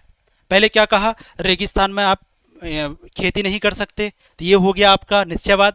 फिर कहा कि मशीन, नहर बना करके खेती कर सकते हैं, ये हो गया संभववाद। अब नव निश्चयवाद आया, ये कहा कि नहीं, मानव जो है पूरी तरह से प्रकृति का गुलाम नहीं है, और ना ही मानव पूरी तरह से प्रकृति को बदल सकता है, ठीक। अब क्या कहा कि जब चाहे प्रकृति, तो मानव जब कहे कि जाओ, तो इसका मतलब मानव विकास करेगा। और जब प्रकृति कहेगा कि रुको, इसका मतलब मानव रुकेगा। एग्जाम्पल देख लीजिए। आदि मानव खेती नहीं जानता था, भूखा रहता था। समय के साथ साथ उसने रासायनिक खादों का प्रयोग कर खेती करना सीखा, लेकिन इससे पर्यावरण खराब होने लगा। इसका समाधान जैविक खेती है, जो प्रकृति के नियमों के अनुसार चलता है। अर्थात नव निश्चयवाद मानता है कि इंसान को प्रकृति की मर्यादा में रहकर ही विकास करना चाहिए। इंसान प्रकृति पर काम कर सकता है, पर उसकी सीमाएं लांघे बिना। कहने का मतलब सिंपली क्या हुआ कि जैसे बाढ़ आ गया, तो बाढ़ का पानी को हम लोग रोक सकते हैं। देखिए, बाढ़ आना, ये क्या कहलाएगा? जल्दी से बोलो, निश्चयवाद। और बाढ़ को अगर हम लोग रोक दिए, तो ये कहलाएगा संभववाद। लेकिन मान लो बाढ़ बहुत ज्यादा आ गया, तब तो फिर उसको रोक नहीं सकते। इसका मतलब हमेशा हम लोग प्रकृति को नहीं रोक सकते। तो उसी तरह से जब इंसान पहले खेती नहीं करता था, तो प्रकृति जो कहता था हम लोग वैसे ही चलते थे। लेकिन धीरे धीरे खेती करने लगे, लेकिन खेती करने के चक्कर में हम लोग बहुत सारा फैक्ट्री बना दिए। अब इससे क्या हुआ? बहुत सारा हम लोग फैक्ट्री बना दिए, खेती करने के लिए अलग अलग दवाई बना दिए। इससे क्या हुआ? पर्यावरण को नुकसान हुआ। तो इसका मतलब पर्यावरण को नुकसान होगा, तो ज़्यादा अगर कोई चीज़ करोगे तो पर्यावरण को नुकसान पहुंचेगा। इसका मतलब यहाँ पर हम लोगों को रुकना पड़ेगा। यानी इंसान जो है वो सब कुछ कर सकता है, लेकिन इंसान को प्रकृति के अनुसार ही करना पड़ेगा, प्रकृति की मर्यादा में रहकर। यानी इंसान प्रकृति पर काम कर सकता है, उसकी सीमाएं लांघे बिना। यानी आप ज्यादा नहीं कर सकते, जितना एक है। यानी ना दास बनो ना मालिक, समझदारी से आगे बढ़ो। तो बताइए, नव निश्चयवाद का मतलब समझ में आया? अगर पूछा जाए नव निश्चयवाद विचारधारा क्या है, तो याद रखिएगा, नव निश्चयवाद विचारधारा को रुको और जाओ सिद्धांत कहते हैं, जिसका मतलब होता है कि इंसान जो है ना, ना ही वो पूरी तरह से प्रकृति का गुलाम है, ना ही वो प्रकृति को अपने अनुसार पूरी तरह बदल सकता है। यानी क्या होगा, प्रकृति का नियमों का पालन करते हुए ही वो आगे जा सकता है। प्रकृति जब कहेगा कि जाओ तो जा सकता है, जब कहेगा रुको तो रुक सकता है। लेकिन अब इसका मतलब ये नहीं कि पूरी तरह से वो गुलाम है, नहीं। इंसान काम कर सकता है, काम करो बढ़िया है, लेकिन मर्यादा में रहकर, जैसा प्रकृति परमिशन देती है। अपने मन से आप पूरी तरह से नहीं कर सकते। तो नव निश्चयवाद मानता है कि इंसान को प्रकृति की मर्यादा में रहकर ही विकास करना चाहिए। इंसान प्रकृति पर काम कर सकता है, उसकी सीमाएं लांघे बिना। समझ गए? तो पहले निश्चयवाद क्या कहता था, अगर आप देखोगे तो निश्चयवाद कहता था, जो कि फ्रेडरिक रेडजेल ने दिया है, वो कहता था कि इंसान प्रकृति का गुलाम है। संभववाद कहता था कि नहीं, प्रकृति को हम लोग बदल सकते हैं। लेकिन अब क्या आया, अब आया नव निश्चयवाद, जो कहा कि ना ही निश्चयवाद है ना ही संभववाद है, बल्कि इन दोनों के बीच में है। कहने का मतलब ना ही प्रकृति का गुलाम है, ना ही हम लोग प्रकृति को बदल सकते, दोनों का बीच का रास्ता है। समझ गए? अब यहाँ पर कुछ ऑब्जेक्टिव देख लीजिए। बताइए, ये जो नव निश्चयवाद है इसको कौन लेके आया था? ग्रिफिथ टेलर, जो कि अमेरिका के भूगोलवेत्ता थे। तो पूछा जाएगा, ये जो नव निश्चयवाद विचारधारा है, नव निश्चयवाद विचारधारा, इसको कौन लेके आया था? याद रखिएगा प्यारे बच्चों, नव निश्चयवाद विचारधारा को ग्रिफिथ टेलर लेके आया था। Griffith Taylor. और ग्रिफिथ टेलर कहाँ के रहने वाले थे? अमेरिका के। ठीक है। और इनकी एक किताब है ज्योग्राफी इन 20th सेंचुरी। तो पूछा जाएगा कि ज्योग्राफी इन 20th सेंचुरी जो किताब है ये किनकी है? याद रखिएगा, यानी 20वीं सदी की भूगोल, ज्योग्राफी इन 20th सेंचुरी मतलब 20वीं सदी की भूगोल। ये जो किताब है ये ग्रिफिथ टेलर की है, और ये वही ग्रिफिथ टेलर है जो कि नव निश्चयवाद का विचारधारा को दिया था। जैसे फ्रेडरिक रेडजेल ने पर्यावरणीय विचारधारा को दिया, पर्यावरणीय निश्चयवाद, तो उसी तरह से ग्रिफिथ टेलर ने प्यारे बच्चों नव निश्चयवाद विचारधारा को दिया। और ये अमेरिका के भूगोलवेत्ता थे, और इन्होंने एक किताब लिखा ज्योग्राफी इन 20th सेंचुरी। और फ्रेडरिक ग्रिफिथ टेलर ने क्या कहा? मानव किसी देश के विकास की गति को तेज, धीमा या रोक सकता है, पर वो प्रकृति द्वारा बनाई गई दिशा से नहीं हट सकता। यानी मानव जो है किसी देश की विकास, यानी जो डेवलपमेंट होती है ना, उसको तेज कर सकता है, बहुत तेजी से विकास कर सकता है, बहुत धीमे से विकास कर सकता है, लेकिन प्रकृति के द्वारा बताई गई दिशा से नहीं हट सकता। कहने का मतलब मानव हर काम कर सकता है, सब कुछ कर सकता है, लेकिन प्रकृति ने जो नियम बनाया उसको तोड़ नहीं सकता। यानी बीच का रास्ता उसको अपनाना पड़ेगा, बीच का रास्ता। ठीक है। अब नव निश्चयवाद के अन्य उदाहरण देख लीजिए, जैसे डीएनए, जीन। तो डीएनए के बारे में पढ़ते हैं ना, जैसे कोई अगर कांड करता है तो उसका डीएनए चेक होता है, डीएनए या जीन। तो ये सभी की जानकारी से इंसान ने कई सारे बीमारियों पर काबू पाया। तो इंसान के कई सारे बीमारी होते हैं, इंसान को कई सारा बीमारी होता है जो कि हम लोग डीएनए और जीन से जानकारी मिलता है उस बीमारी का। ठीक है। तो याद रखिएगा, नव निश्चयवाद विचारधारा प्यारे बच्चों, क्वेश्चन पूछा जाता है आपको सिंपली, ये जो नव निश्चयवाद विचारधारा है ये किसने दिया? याद रखिएगा, ग्रिफिथ टेलर ने, जो कि अमेरिका के थे, और इन्होंने किताब लिखा ज्योग्राफी इन 20th सेंचुरी। और इन्होंने क्या कहा कि इंसान जो है किसी देश की डेवलपमेंट को तेज कर सकता है या रोक सकता है या धीमा कर सकता है डेवलपमेंट को, लेकिन पूरी तरह से जो प्रकृति ने दिशा बताया है उसको तोड़ नहीं सकता। प्रकृति यानी ईश्वर ने जो कहा है उसी के अनुसार उसको चलना पड़ेगा, पूरी तरह से उसको रोक नहीं सकता। अब नव निश्चयवाद के उदाहरण क्या है? तो जैसे डीएनए और जीन। इंसान के अंदर कई सारे बीमारी होते हैं, इंसान के अंदर जो कई सारी बीमारी होती है, इन बीमारियों के बारे में कहाँ से पता चला? जीन से पता चला। इंसान के अंदर डीएनए होता है, हर इंसान के अंदर डीएनए होता है, हर इंसान के अंदर जीन होता है। तो डीएनए और जीन से हम लोगों को उनकी बीमारी के बारे में पता चला। तो बताइए, ये नव निश्चयवाद के अंतर्गत आता है। वायु गति के नियम है ना, इससे तेज हवाई जहाज बनाए गए। तो हवाई जहाज जो बनाया है, आज जो हवाई जहाज उड़ता है, ये जो उड़ता है प्यारे बच्चों, वो वायु गति के नियम से उड़ता है। तो ये जो वायु गति के नियम है ये आपका नव निश्चयवाद में आता है। घर्षण, जब आप किसी चीज को ऐसे ऐसे रगड़ोगे ना, ऐसे ऐसे करोगे ना, तो यहाँ पर गर्म आ जाएगा, गर्म। ऐसे ऐसे हाथ को करो, देखो यहाँ पर गर्म हो जाएगा। तो ये जो घर्षण से उष्मा उत्पन्न होता है, हीट होता है, गर्म हो जाता है घर्षण करने से। ऐसे ऐसे ऐसे ऐसे करोगे ना, गर्म हो जाएगा। तो ये जो घर्षण से गर्म हो जाता है, ये नियम प्यारे बच्चों, ये नियम की वजह से आग की खोज हुआ है ना। ऐसे ऐसे करोगे करोगे गर्म हो जाएगा, फिर आग जल जाएगा। तो ये सारे नियम किसके अंतर्गत आता है? नव निश्चयवाद के अंतर्गत। समझ गए आप नव निश्चयवाद का मतलब? चलिए अब हम लोग प्यारे बच्चों एक इंपॉर्टेंट टॉपिक के बारे में पढ़ते हैं, वो है मानव भूगोल की परिभाषाएं। ऑब्जेक्टिव कैसे पूछा जाएगा? पूछेगा मानव भूगोल मानव समाज और धरातल के बीच संबंधों का अध्ययन है। बताइए ये बात किसने कहा? रेडजेल ने कहा, आधुनिक मानव भूगोल के जनक, है ना। तो इस तरह से क्वेश्चन पूछता है। तो चलिए अब हम लोग देखते हैं कि अलग अलग विद्वानों ने मानव भूगोल की क्या क्या परिभाषा दिया। ठीक, तो ध्यान से देखिएगा कि अलग अलग विद्वानों ने मानव भूगोल की अलग अलग परिभाषा दिया। जैसे रेडजेल की बात करें तो इन्होंने कहा कि मानव भूगोल जो है वो मानव समाज और धरातल के बीच संबंधों का अध्ययन है। यानी रेडजेल ने क्या कहा कि जो मानव भूगोल है वो क्या है, तो मानव भूगोल के बारे में रेडजेल ने कहा कि हम लोग प्रकृति और मानव के बीच का संबंध, यानी प्रकृति और मानव के बीच का जो संबंध के बारे में पढ़ते हैं, यही मानव भूगोल है, ये रेडजेल ने कहा। तो रेडजेल ने कहा मानव भूगोल मानव समाज और धरातल यानी धरती के बीच का संबंध है। मतलब इंसान धरती पर कैसे रहता है, कैसा काम करता है, प्रकृति के साथ इंसान का क्या संबंध है, यही मानव भूगोल का विषय है। तो ये बात रेडजेल ने कहा। तो रेडजेल ने क्या कहा कि इंसान धरती पर कैसे रहता है, इंसानों का धरती के साथ कैसा संबंध है, ये रेडजेल ने कहा। फिर उनकी जो स्टूडेंट थी, यानी फ्रेडरिक रेडजेल का एक स्टूडेंट थी जिनका नाम था एलेंसी सेम्पल। तो एलेंसी सेम्पल ने क्या कहा कि मानव भूगोल अस्थिर पृथ्वी और क्रियाशील मानव के बीच परिवर्तनशील संबंधों का अध्ययन है। देखो ऑब्जेक्टिव कैसे पूछा जाएगा, आपको कह देगा कि मानव भूगोल मानव समाज और धरातल के बीच का संबंध है। ये किसने कहा था, तो मानव भूगोल मानव समाज और धरातल के बीच संबंधों का अध्ययन है, ये बात रेडजेल ने कहा था। उसी तरह से क्वेश्चन दे देगा कि मानव भूगोल अस्थिर पृथ्वी और क्रियाशील मानव के बीच बदलाव का अध्ययन है, ये बात किसने कहा, एलेंसी। एलेंसी कौन थी, फ्रेडरिक रेडजेल की स्टूडेंट। तो देखिए मानव भूगोल जो है वो अस्थिर पृथ्वी, अस्थिर का मतलब होता है पृथ्वी क्या अस्थिर है, पृथ्वी घूमते रहती है, पृथ्वी अस्थिर है, वो स्थिर रुका हुआ नहीं है, वो अस्थिर है। और मानव क्या है, क्रियाशील है, मानव भी क्या है, कुछ ना कुछ करते रहता है। तो मानव भी करते रहता है, पृथ्वी भी घूमते रहती है। तो इन दोनों में जो बदलाव होता है, उन्हीं बदलावों के बारे में हम लोग पढ़ते हैं भूगोल में, ये बात एलेंसी ने कहा। तो एलेंसी कहा कि एलेंसी लड़की है तो उन्होंने वो कही कि धरती में भी बदलाव होते रहते हैं। जैसे धरती में भूकंप आता है, जलवायु आता है, जलवायु मतलब क्लाइमेट चेंज होता है, जंगल की कटाई होती है, तो धरती में भी बदलाव आता है। जैसे भूकंप आना, बाढ़ आना, जलवायु ये सब होना, ये सब क्या है, धरती में बदलाव हो रहा है, यानी धरती अस्थिर है और इंसान भी काम करता है लगातार। तो इन दोनों के बीच जो रिश्ता बदलते रहता है, इसी चीज को हम लोग पढ़ते हैं मानव भूगोल में।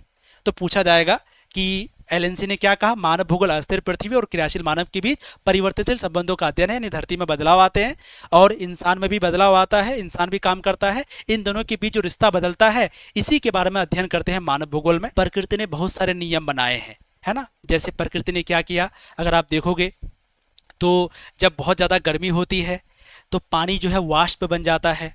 आप देखोगे बहुत ज़्यादा गर्मी होती है तो पानी क्या होता है, वाष्प बन जाता है, ठीक है। उसी तरह से बहुत सारा परिवर्तन होता है, बहुत सारा बदलाव होता है। कभी देखोगे कि हम लोगों को जो है पृथ्वी खींचता है, यानी गुरुत्वाकर्षण बल है। तो ये सभी क्या, प्राकृतिक नियम। प्राकृतिक नियम अगर पूछे, सबसे पहले याद रखो प्राकृतिक नियम क्या होता है प्यारे बच्चों। प्राकृतिक नियम का मतलब हुआ कि प्रकृति ने जो नियम बनाए हैं। जैसे जब बहुत ज़्यादा गर्मी पड़ेगी तो जो पानी है वो भाप बन जाएगा। जो पृथ्वी है इसके अंदर कौन सा बल है, गुरुत्वाकर्षण बल है, यानी हम लोगों को खींचता है। पृथ्वी हम लोगों को खींच के रखा है। अगर आज पृथ्वी नहीं खींचता ना, हम लोग उड़ते अभी ऐसे ऐसे उड़ते। तो ये सभी क्या, प्राकृतिक नियम है। तो पॉल विडाल डी ला बलास ने कहा कि हमारे पृथ्वी को नियंत्रित करने वाले जो भौतिक नियम है, यानी जो ईश्वर ने नियम बनाए हैं, यानी जो उन्होंने नियम बनाए हैं जिसको प्राकृतिक नियम कहते हैं। तो प्राकृतिक नियम और इस पर जो हम लोग रहते हैं, इनके बीच का संबंध को प्यारे बच्चों क्या कहते हैं, मतलब भूगोल यानी मानव भूगोल में पढ़ते हैं। बेसिकली मानव भूगोल धरती पर चलने वाले प्राकृतिक नियम और धरती पर रहने वाले जीव, खास करके इंसान, इन दोनों के बीच का संबंध को समझने की एक विचारधारा है। यह ज्ञान धरती और इंसान के आपसी रिश्तों का गहराई से समझकर बना है। तो अगर आपसे कोई पूछा जाए कि बताइए ये सभी के बारे में कि रेडजेल ने क्या कहा, उन्होंने कहा कि बेसिकली पृथ्वी और मानव के बीच का संबंध को पढ़ते हैं मानव भूगोल में। एलेंसी ने क्या कहा कि पृथ्वी क्या अस्थिर है, यानी भूकंप जलवायु आता है, मानव भी काम करता है बहुत ज़्यादा। तो काम करने की वजह से अगर आपसे पूछा जाए रेडजेल ने क्या कहा, तो रेडजेल ने कहा कि पृथ्वी पर जो मानव रहता है और साथ ही साथ पृथ्वी पर मानव रहता है, तो पृथ्वी और मानव के बीच का संबंध को जो पढ़ते हैं उसी को मानव भूगोल कहते हैं। ये बात रेडजेल ने कहा। फिर एलेंसी ने क्या कहा कि जो पृथ्वी है वो अस्थिर है, पृथ्वी हमेशा बदलती रहती है भूकंप जलवायु जंगल के कटने की वजह से, और जो मानव है वो भी हमेशा काम करता है। तो पृथ्वी और मानव के बीच जो संबंध हमेशा बदलते रहते हैं, जो रिश्ते हमेशा बदलते रहते हैं, इसके बारे में जो पढ़ते हैं इसी को भूगोल कहते हैं। ये एलेंसी ने कहा। जो कि फ्रेडरिक रेजल के स्टूडेंट है। अब ये पॉल विडाल डी ला बलास ने क्या कहा, इन्होंने कहा कि पृथ्वी को नियंत्रित करने वाले बहुत सारे प्राकृतिक नियम है। प्राकृतिक नियम जिसको भौतिक नियम कहते हैं। भौतिक नियम का मतलब जैसे पृथ्वी हम लोग को खींचता है, जैसे गर्मी होने की वजह से भाप बन जाता है ना, बहुत ज्यादा वाष्प बन जाता है। तो ये सभी क्या है, प्राकृतिक नियम है। बहुत सारा प्राकृतिक नियम होता है। तो प्राकृतिक नियम और हम लोग जो जमीन पर रहते हैं, इन दोनों की वजह से जो संबंध होता है, यानी प्राकृतिक नियमों की वजह से ईश्वर ने बहुत सारे नियम बनाए हैं जिसको भौतिक नियम या प्राकृतिक नियम कहते हैं, और हम लोग पृथ्वी पर रहते हैं। इन दोनों के बीच का जो संबंध होता है, इसी को प्यारे बच्चों भूगोल कहते हैं। यह बात किसने कहा, पॉल विडाल डी ला बलास ने कहा। ठीक है, मानव भूगोल की नवीन विचारधारा या नई नई विचारधारा है। अब मानव भूगोल की नई नई विचारधारा क्या है, तो पहली विचारधारा है कल्याणपरक विचारधारा। कल्याणपरक विचारधारा क्या होता है, तो कल्याणपरक विचारधारा कहता है कि भूगोल का मकसद है समाज में इंसान की भलाई करना, यानी गरीबी मिटाना, सबको इलाज करना, सबको पढ़ाई देना, सबकी जीवन को अच्छा बनाना, पर्यावरण सही रखना। यानी ये जो कल्याणपरक विचारधारा है, ये क्या कहता है कि सामाजिक प्रगति हो, यानी समाज में सबकी प्रगति हो, सभी की भलाई हो, ये कहता है कल्याणपरक विचारधारा। अब जो मानवतावादी विचारधारा है, ये क्या कहता है, ये कहता है कि समाज और अर्थव्यवस्था में जो घटनाएं होती है उनका अध्ययन करना। यानी मानवतावादी विचारधारा में क्या होता है, समाज में कुछ घटना हुआ, कुछ घटना की वजह से अर्थव्यवस्था में बदलाव हुआ, मान लो यहाँ युद्ध हो गया, युद्ध होने की वजह से सारा काम रुक जाता है, तो अर्थव्यवस्था में बदलाव आया। तो समाज और अर्थव्यवस्था में जो घटनाएं होती है उनका अध्ययन करना, ये मानवतावादी विचारधारा में आता है। यानी यह भी समझती है कि इंसान किसी जगह से कैसे जुड़ता है, वहाँ कैसे अनुभव करता है, यानी इंसान की क्या विचारधारा है, वो कैसा महसूस करता है, यही इसमें समझाया जाता है। तो मानवतावादी विचारधारा में क्या समझाया जाता है कि इंसान की क्या विचारधारा है, इंसान कैसा महसूस करता है। आमूलवादी विचारधारा क्या कहता है कि गरीबी, भूखमरी, जातिवाद, रंग भेद, ये सभी समस्याएं तभी हल होगा जब समाज में बराबरी होगा। यानी जब समाज में सब लोग बराबर नहीं होंगे तो ये गरीबी खत्म नहीं होगा, भूखमरी खत्म नहीं होगा, जातिवाद खत्म नहीं होगा। अगर किसी को आप उच्च जाति कहोगे, निम्न जाति कहोगे, तो जातिवाद कभी खत्म नहीं होगा। तो जब हम सब लोग समान हो जाएंगे, बराबर हो जाएंगे, तो गरीबी, भूखमरी, जातिवाद, रंग भेद मतलब वही गोरा हो तुम काला हो, जातिवाद तुम निम्न जाति उच्च जाति हो, भूखमरी गरीबी तो गरीबी भूखमरी जातिवाद रंग भेद, ये सभी समस्या है समाज में, ये सभी समस्या है। ये सभी समस्या तभी खत्म हो सकती है जब हम सब लोग बराबर हो जाएंगे। ये विचारधारा को आमूलवादी विचारधारा कहते हैं। ये मार्क्सवादी विचारधारा पर आधारित है। तो क्वेश्चन भी पूछा जाता है कि जो आमूलवादी विचारधारा है ये किस पर आधारित है, मार्क्सवादी विचारधारा पर। आमूलवादी विचारधारा किस पर आधारित है, मार्क्सवादी विचारधारा पर। और इसका मकसद क्या है, दुनिया के सभी लोगों को संसाधनों पर समान अधिकार और नियंत्रण मिलना चाहिए, यानी दुनिया के सारे लोगों को समान अधिकार मिलना चाहिए, बराबर का अधिकार मिलना चाहिए। अगला है व्यवहारवादी विचारधारा। इसमें क्या है, इसमें यह देखा जाता है कि इंसान अपने अनुभव और विचारधारा के आधार पर कैसे समझता है, यानी इसमें जाति, धर्म, समाज के आधार पर लोगों के विचारधारा ने समझने के तरीकों का अध्ययन किया जाता है। मतलब लोग अपने वातावरण से कैसे जुड़ते हैं, कैसे समझते हैं, यही इसका मुख्य विषय है। तो याद रखिए, ये चार विचारधारा में कुछ कुछ सवाल पूछे जाते हैं, क्या क्या देख लीजिए। मानव भूगोल की नई विचारधारा में चार विचारधारा पढ़ेंगे। पहले है कल्याणपरक विचारधारा। ये क्या कहता है कि सामाजिक प्रगति से जुड़ी, यानी इंसान की भलाई चाहता है, गरीबी खत्म हो, सबको इलाज हो, जीवन को अच्छा बनाना, पर्यावरण का ध्यान रखना, ये आपका कल्याणक विचारधारा कहलाएगा, कल्याणात्मक विचारधारा कल्याणपरक विचारधारा कहलाएगा। दूसरा मानवतावादी विचारधारा। देखिए, पहला है आपका कल्याणपरक विचारधारा। ये जो है कहता है कि इंसान की भलाई करना, ये विचारधारा सामाजिक प्रगति चाहता है, तो इसको कहते हैं कल्याणपरक विचारधारा। अगला है मानवतावादी विचारधारा। इसमें क्या है कि समाज और अर्थव्यवस्था में जो घटनाएं घटती है इसी को पढ़ना, यानी बेसिकली इंसान कैसा महसूस करता है ना, ये सब हम लोगों को किसमें समझाया जाता है, मानवतावादी विचारधारा में। समाज और अर्थव्यवस्था में जो घटनाएं घटती है उसका अध्ययन करना। आमूलवादी विचारधारा में क्या होता है कि गरीबी, भूखमरी, जातिवाद, ये सभी तभी खत्म होगा जब सब लोग समाज में बराबर होंगे, यानी सभी को बराबर होने का अधिकार, संसाधन पर सभी का अधिकार बराबर हो, जो संसाधन है उस पर सभी का अधिकार बराबर हो, ये कहता है आमूलवादी विचारधारा, और ये लिया गया है मार्क्सवादी विचारधारा से। अगला है प्यारे बच्चों आपका व्यवहारवादी विचारधारा। ये आपका इंसान अपने अनुभव और विचारधारा के आधार पर स्थान को, यानी जगह को कैसे समझता है, यानी जाति, धर्म, समाज, इन सभी चीज़ों के आधार पर लोगों की विचारधारा ने समझने तरीकों का अध्ययन किया जाता है। कुछ लोग जाति के आधार पर सोचते हैं, कुछ लोग धर्म के आधार पर, कुछ लोग अपने समाज के आधार पर सोचते हैं। तो ये सारी चीज़ों को समझने का अध्ययन किया जाता है व्यवहारवादी विचारधारा में। ठीक है, चलिए अब हम लोग प्यारे बच्चों देखते हैं मानव भूगोल की विकास की अवधारणाएं। मानव भूगोल की जड़ें तो बहुत पुरानी है, लेकिन 15वीं शताब्दी के बाद इसकी ज़रूरत बहुत ज़्यादा बढ़ गई है ना। तो मानव भूगोल की जड़ें यानी मानव भूगोल के बारे में लोग तो पढ़ते बहुत पहले से हैं, लेकिन 15वीं शताब्दी के बाद इसकी जरूरत बहुत ज्यादा बढ़ गई यानी मानव भूगोल की। ठीक है, जब यूरोप में खोज और अन्वेषण यानी वास्को डिगामा कोलंबस, जैसे वास्को डिगामा कौन है जिन्होंने, बताइए, वास्को डिगामा, वास्को डिब्बा वाला जो भारत की खोज किया था 1498 में। ठीक है, 1498 में वास्को डिगामा ने खोज किया भारत का, कोलंबस ने अमेरिका का खोज किया 1492 में। ठीक, तो पूछा जाएगा मानव भूगोल तो बहुत पुरानी है इनकी जड़ें, लेकिन अगर सही में देखें तो 15वीं शताब्दी से लोग मानव भूगोल के बारे में पढ़ने लगे। ठीक, जब यूरोप में बहुत ज़्यादा जगह का खोज हो रहा था, जैसे कोलंबस ने अमेरिका का खोज किया, वास्को डिगामा ने भारत का खोज किया, और उपनिवेशवाद का दौर आया, सारे देशों को गुलाम बना रहा था, जैसे इंग्लैंड ने हम लोगों को गुलाम बनाया, अमेरिका को गुलाम बनाया, एक देश दूसरे देश को गुलाम बना रहा था, तब मानव भूगोल का बहुत ज़्यादा विस्तार हुआ। तभी भूगोल सिर्फ नक्शों तक सीमित ना रहकर इंसान की जिंदगी, समाज, व्यापार, खेती बाड़ी सबका हिस्सा बन गया।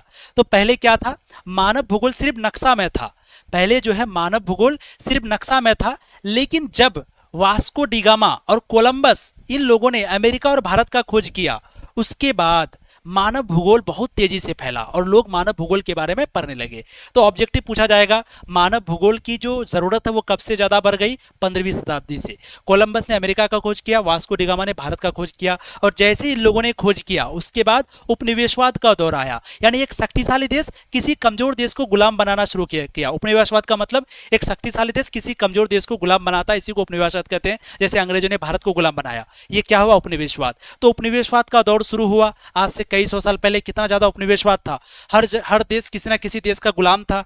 तो उस समय मानव भूगोल और तेजी से फैला उपनिवेशवाद की वजह से। फिर जो मानव भूगोल है वो सिर्फ नक्शों में नहीं रहा, बल्कि अब इंसान की जिंदगी, समाज, व्यापार, खेती बाड़ी सबका हिस्सा बन गया। अब जो भूगोल है वो सिर्फ किताबों में नहीं रहा, बल्कि इंसान इसको पढ़ने लगा और उनकी जिंदगी समझो बदलने लगी। ठीक है, अब लास्ट टॉपिक है प्यारे बच्चों, मानव भूगोल के क्षेत्र और उनके उपक्षेत्र। ठीक, अब मानव भूगोल के क्षेत्र, उनके उपक्षेत्र, इससे पहले हम लोग समझते हैं। जैसे हमने क्या कहा, भूगोल को मुख्य रूप से दो भागों में बांटा गया है। वैसे तो भूगोल के बहुत सारा शाखा है, लेकिन भूगोल को मुख्य रूप से हम लोग दो भागों में बांटते हैं। एक प्यारे बच्चों मानव भूगोल, ठीक, एक आपका भौतिक भूगोल। भौतिक भूगोल में हम लोग जिसमें प्रकृति के बारे में पढ़ते हैं, है ना, प्रकृति ने जो भी चीजें बनाई है वो भौतिक भूगोल में आता है, इंसानों ने जो चीज बनाई है वो मानव भूगोल में आता है। अब ये जो मानव भूगोल है ना, इसको भी कई सारे भागों में बांटा गया है। ये जो मानव भूगोल है इसको भी कई सारे भागों में बांटा गया है। आप कहोगे कौन कौन सा भाग में, तो यहाँ पर देखिए, जो मानव भूगोल है इसको भी कई सारे भागों में बांटा गया है। एक आपका है सामाजिक भूगोल, है ना, एक आपका है राजनीतिक भूगोल, ठीक है, एक आपका है आर्थिक भूगोल, एक आपका है जनसंख्या भूगोल। तो अगर आपसे कोई पूछा जाए कि जो पहले भूगोल था, भूगोल को दो भागों में बांटा गया प्यारे बच्चों, ठीक है, भूगोल को कितने भागों में बांटा गया, दो, एक मानव भूगोल, एक भौतिक भूगोल। अब जो मानव भूगोल है इसको भी कई सारे भागों में बांटा गया। एक आपका आ गया सामाजिक भूगोल, जल्दी से बताओ, एक आपका सामाजिक भूगोल, एक आपका राजनीतिक भूगोल, राजनीतिक भूगोल, ठीक है, एक आपका आर्थिक भूगोल, क्या हो जाएगा, आर्थिक भूगोल, और एक आपका हो जाएगा प्यारे बच्चों सामाजिक, राजनीतिक, आर्थिक, और एक लास्ट आपका हो जाएगा जनसंख्या भूगोल। ठीक है, क्या हो जाएगा, जनसंख्या भूगोल, लास्ट आपका हो जाएगा जनसंख्या भूगोल। ध्यान से देखना, जनसंख्या भूगोल। तो मैंने क्या कहा कि भूगोल दो भाग, मानव भूगोल, भौतिक भूगोल, फिर मानव भूगोल के कई सारे भाग। मानव भूगोल के एक राजनीतिक भूगोल, मानव भूगोल को बांटा गया राजनीतिक भूगोल में, सामाजिक भूगोल में, आर्थिक भूगोल में, जनसंख्या भूगोल में। तो इस तरह से मानव भूगोल को चार भागों में बांटा गया। अब ये जो मानव भूगोल है इसके कितने क्षेत्र हैं, जल्दी से बताइए, मानव भूगोल के कितने क्षेत्र हैं, चार क्षेत्र, सामाजिक भूगोल, राजनीतिक भूगोल, आर्थिक भूगोल, जनसंख्या भूगोल। अब ये जो सामाजिक भूगोल है इसको भी कई सारे उप क्षेत्र में बांटा गया, राजनीतिक को भी कई सारे क्षेत्र में बांटा गया, आर्थिक को भी कई सारे क्षेत्र में बांटा गया, जनसंख्या को भी कई सारे क्षेत्र में बांटा गया। तो इस तरह से फिर भूगोल को एक थे मानव भूगोल को कई सारे भागों में बांटा गया, कई सारे क्षेत्र थे मानव भूगोल के। फिर इन क्षेत्रों के कई सारे उप क्षेत्र थे, जैसे जाति होता है, फिर जाति के बाद उपजाति होता है, उसी तरह मानव भूगोल के चार क्षेत्र, फिर इन चार क्षेत्र के कई सारे क्षेत्र। तो वही चीज यहाँ पर लिखा गया है प्यारे बच्चों। अब अगर ध्यान से देखोगे तो जो मानव भूगोल है आपका, मानव भूगोल के कितने क्षेत्र, चार क्षेत्र, सामाजिक भूगोल, राजनीतिक भूगोल, आर्थिक भूगोल, जनसंख्या भूगोल। अब ये जो मानव भूगोल के चार क्षेत्र थे, फिर इन क्षेत्रों के कई सारे उप क्षेत्र हैं। तो बताइए मानव भूगोल के इतने सारे उपक्षेत्र। क्वेश्चन कैसे आएगा? क्वेश्चन आएगा कि व्यवहारवादी भूगोल किसका उपक्षेत्र है? आप कहोगे सामाजिक भूगोल का। सामाजिक कल्याण किसका उपक्षेत्र है? आप कहोगे सामाजिक भूगोल का। निर्वाचन भूगोल किसका क्षेत्र है? उपक्षेत्र है राजनीतिक भूगोल का। सैन्य भूगोल किसका उपक्षेत्र है? राजनीतिक भूगोल का। चीजें समझ में आई? चलिए लास्ट टॉपिक है, उसके बाद फिर हम लोगों का चैप्टर खत्म, इसलिए ध्यान से देखो, ठीक है? प्लीज लास्ट, कुकू लास्ट है, ठीक है? देखो तो प्यारे बच्चों, मानव भूगोल के हमने आपको 4 क्षेत्र बताया, सामाजिक भूगोल, राजनीतिक भूगोल, आर्थिक भूगोल, जनसंख्या भूगोल। अब इन भूगोल के कई सारे उपक्षेत्र है। तो सामाजिक भूगोल के एक उपक्षेत्र है जिसको कहते हैं व्यवहारवादी भूगोल। व्यवहारवादी भूगोल में हम लोग क्या पढ़ते हैं? यानी सबसे पहले समाज देखिए, पहले इसको समझते हैं। तो मानव भूगोल के कई सारे क्षेत्र हैं। पहला है सामाजिक भूगोल। सामाजिक भूगोल में क्या पढ़ते हैं? समाज के बारे में पढ़ते हैं। सामाजिक भूगोल में समाज के बारे में पढ़ते हैं, ठीक। अब ये जो सामाजिक भूगोल है इसको कई सारे उपक्षेत्र में बांटा गया है, ठीक है। सबसे पहला है व्यवहारवादी भूगोल। व्यवहारवादी भूगोल में हम लोग देखते हैं कि मनुष्य मनुष्य के बीच क्या व्यवहार है, यानी लोगों के व्यवहार कैसे हैं, ये सब व्यवहारवादी भूगोल में पढ़ते हैं। फिर सामाजिक कल्याण का भूगोल, इसमें हम लोग पढ़ते हैं कि लोगों का कल्याण कैसे होता है, लोगों के कल्याण करने के लिए क्या क्या काम किए गए, लोगों के भलाई करने के लिए क्या क्या काम किए गए, ये है सामाजिक कल्याण का भूगोल, जो कि आपका सामाजिक भूगोल का एक उपक्षेत्र है। फिर सांस्कृतिक भूगोल हम लोग इसमें पढ़ते हैं लोगों की संस्कृति के बारे में। लिंग भूगोल में हम लोग लड़का लड़की के बारे में पढ़ते हैं, लड़का लड़की। ऐतिहासिक भूगोल में हम लोग भूगोल के इतिहास को देखते हैं। फिर चिकित्सा भूगोल में हम लोग चिकित्सक भूगोल के बारे में पढ़ते हैं। तो प्यारे बच्चों, आपको क्वेश्चन आएगा ऐतिहासिक भूगोल किसका उपक्षेत्र है? सामाजिक भूगोल का। चिकित्सा भूगोल किसका उपक्षेत्र है? सामाजिक भूगोल का। सांस्कृतिक भूगोल किसका उपक्षेत्र है? सामाजिक भूगोल का। व्यवहारिक भूगोल किसका उपक्षेत्र है? सामाजिक भूगोल का, ठीक है। तो सामाजिक भूगोल, ये सारा जो उपक्षेत्र है प्यारे बच्चों, ये सब आता है सामाजिक भूगोल के अंतर्गत। अब मानव भूगोल के और एक क्षेत्र है जिसको कहते हैं राजनीतिक भूगोल। राजनीतिक भूगोल के ये सारे उपक्षेत्र है, जैसे निर्वाचन भूगोल जिसमें हम लोग निर्वाचन के बारे में पढ़ते हैं, चुनाव के बारे में। फिर सैन्य भूगोल, तो ये दोनों आ जाता है राजनीतिक भूगोल में। फिर आपका होता है आर्थिक भूगोल। आर्थिक भूगोल में आपका आ जाता है आर्थिक। आर्थिक मतलब होता है सिंपली जिसमें पैसा वगैरह कमाते हैं। देखिए, सामाजिक भूगोल में समाज से जुड़ा हुआ, राजनीतिक भूगोल में राजनीति से जुड़ा हुआ। राजनीति से मतलब जैसे चुनाव होता है तो चुनाव आपका राजनीति में आता है। उसी तरह से सेना, ये आपका राजनीति में आता है, तो ये हो गया राजनीतिक भूगोल। फिर उसके बाद आता है आर्थिक भूगोल। आर्थिक भूगोल मतलब पैसा की बात जहाँ पर हो, जैसे इसमें हम लोग पैसा, जैसे संसाधन, संसाधन का मतलब क्या हो गया? तेल बेचते हैं, कोयला बेचते हैं, तो ये सभी आपका आर्थिक भूगोल में आ जाएगा। कृषि भूगोल, बताइए खेती करके लोग पैसे कमाते हैं, ये भी आर्थिक भूगोल में आ जाएगा। उद्योग मतलब फैक्ट्री, फैक्ट्री खोल के लोग पैसे कमाते हैं, ये भी आर्थिक भूगोल में आ जाएगा। पर्यटन भूगोल, पर्यटन मतलब क्या हो गया? घूमने फिरने के लिए लोग जाते हैं। बहुत सारा ऐसा देश है जैसे दुबई, दुबई आज के दिन सिर्फ किससे कमाता है? पर्यटन से कमाता है। तो पर्यटन मतलब जो घूमने फिरने के लिए जाते हैं, तो पर्यटन से भी क्या आता है? पैसा आता है, तो आर्थिक भूगोल। अंतर्राष्ट्रीय व्यापार, लोग जब एक जगह से दूसरे देश में जाके अंतर्राष्ट्रीय व्यापार करते हैं, ये भी आपका पैसा वाला मामला हो गया, आर्थिक भूगोल। विपणन भूगोल, ये भी आपका आर्थिक भूगोल में आता है। अगला है जनांकिकी। जनांकिकी मतलब होता है लोगों का वर्णन करना, जिसको जनसांख्यिकी कहते हैं। तो लोगों का वर्णन करना, ये आपका आता है जनसंख्या भूगोल में। तो फाइनली प्यारे बच्चों, ये चैप्टर हम लोगों का हो जाता है समाप्त। उम्मीद करते हैं ये चैप्टर आपको बहुत अच्छी लगी होगी। अगर प्यारे बच्चों ये चैप्टर आपको अच्छी लगी है तो वीडियो को लाइक, चैनल को सब्सक्राइब और जाते जाते वीडियो को शेयर करना। और जो लोग तनु क्लासेस ऐप को डाउनलोड नहीं किए हैं वो तनु क्लासेस ऐप को डाउनलोड कर लेना। ये पीडीएफ आपको फ्री में वहीं पे मिलेगा, तनु क्लासेस ऐप में, फ्री नोट्स में, ठीक है। देखिए, इसमें हम लोग मुख्य रूप से 4-5 टॉपिक को पढ़ते हैं। सबसे पहले भूगोल किसे कहते हैं, भूगोल का जनक, यही सब चीज़ पूछा जाता है। फिर उसके बाद भूगोल की जो विचारधाराएं पढ़ते हैं, है ना, जैसे प्रकृति का मानवीयकरण, मानव का प्राकृतिकरण, ये सब जो पढ़ते हैं। फिर निश्चयवाद, नव निश्चयवाद, संभववाद, ये सारे क्वेश्चन आपके पूछे जाते हैं, ठीक है।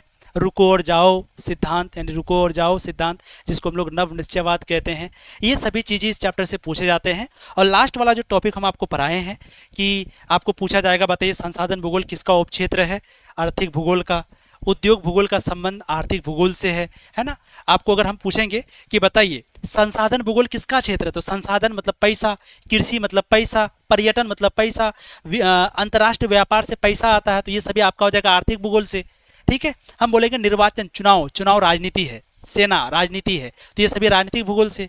हम कहेंगे समाज का भलाई होता है, तो व्यवहार देखते हैं समाज में, समाज का कल्याण हो, संस्कृति समाज में देखा जाता है, लड़का लड़की समाज में देखा जाता है, तो ये सभी किस भूगोल में आते हैं? सामाजिक भूगोल में। तो ये जो टॉपिक है प्यारे बच्चों आपका इंपॉर्टेंट है। इसमें ज़्यादातर जो सवाल है वो आपके बस कुछ ही सवाल, ज़्यादा सवाल तो नहीं आते इस चैप्टर से, लेकिन ज्योग्राफी क्या होता है, ज्योग्राफी के पिता, ज्योग्राफी 2 शब्द से मिलकर बना है, जियो प्लस ग्राफिया, जिसमें पृथ्वी का वर्णन है ना। ज्योग्राफी समकलनात्मक, अनुभाविक, व्यवहारिक है। ये सब आप पढ़ लेना, चैप्टर को दोबारा से पढ़ लेना। ये वीडियो थोड़ा सा कट होगा, उसके बाद अगर देखोगे तो आपको बहुत अच्छे से समझ में आएंगे। ठीक है, तो उम्मीद करते हैं ये क्लास आपको बहुत अच्छी लगी होगी। अब इसके बाद ऑब्जेक्टिव और सब्जेक्टिव करेंगे। और प्यारे बच्चों, जो भी लोग हम लोगों के साथ पढ़ना चाहते हैं, अपनी पूरी तैयारी करना चाहते हैं, हर एक सब्जेक्ट को बेहतरीन ढंग से पढ़ना चाहते हैं, अलग अलग टीचर से पढ़ना चाहते हैं, और आर्ट्स में अगली बार टॉपर बनना चाहते हैं, क्योंकि पिछली बार 3 स्टेट टॉपर और 19 जिला टॉपर हम लोगों के यहाँ से बना है। अगर आप भी बनना चाहते हैं तो तनु क्लासेस ऐप में सफलता बैच है प्यारे बच्चों, उसको ज़रूर ज्वाइन कर लेना। और याद रखिएगा, अगर आप सफलता बैच ज्वाइन करते हैं तो मैं आपको गारंटी देता हूँ कि आपका 450 नंबर आराम से आएगा। अगर आप जिला टॉपर बनना चाहते हैं तो 450, अगर आप स्टेट टॉपर बनना चाहते हैं तो 460। करना क्या पड़ेगा, जो जो हम कहेंगे वो आप पढ़िएगा, साथ ही साथ जितना भी टेस्ट लेते हैं वो ईमानदारी से दीजिएगा, किसी का देख के नहीं, बस 100% बढ़िया नंबर आएगा। ठीक है, तो थैंक यू सो मच प्यारे बच्चों, मिलते हैं अगली क्लास में, बाय बाय। हम तेरे बिन अब रह नहीं सकते, तेरे बिना क्या वजूद मेरा, तुझसे जुदा अगर हो जाएंगे तो खुद से ही हो जाएंगे जुदा। लो मान लिया हमने, है प्यार नहीं तुमको, तुम याद नहीं हमको, हम याद नहीं तुमको, बस एक दफा मुड़ के देखो ऐ यार जरा हमको। लो मान लिया हमने, है प्यार नहीं तुमको, तुम याद नहीं हमको, हम याद नहीं तुमको। ठीक है, ऐसे ही कुछ है ना। बाहों में तेरी गुजरी ही नहीं वो सर्दी की रातें, लो मान लिया हमने, एतबार नहीं तुमको, तुम याद नहीं हमको, हम याद नहीं तुमको। एक बच्चा कह रही कि सर मैम लगता है कल ही आ जाएगी। आज तुम लोग मजाक उड़ाते हो। चलो फिर ठीक है, thank you so much, bye bye, मिलते हैं अगली क्लास में प्यारे बच्चों। वीडियो को लाइक, चैनल को सब्सक्राइब, शेयर कर देना। Bye bye.